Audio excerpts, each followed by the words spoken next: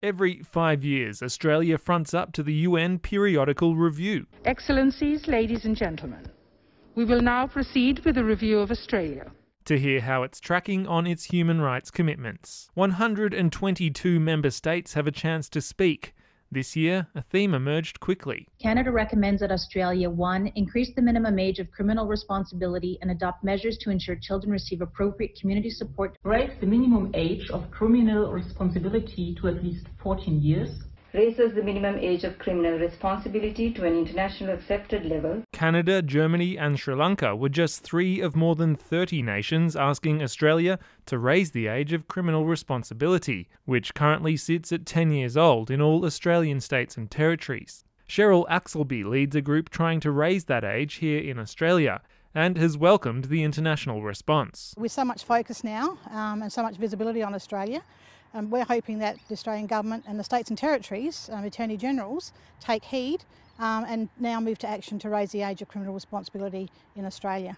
The advocate says the current state of the law impacts Indigenous children disproportionately. I think it's around about 65% of children from 10 to 13 years of age in the justice system are Aboriginal and Torres Strait Islander children, and that's really appalling. It's hard to detach Australia's youth detention story from the Northern Territory. On a per capita basis, more young people are locked up here than anywhere else in the country.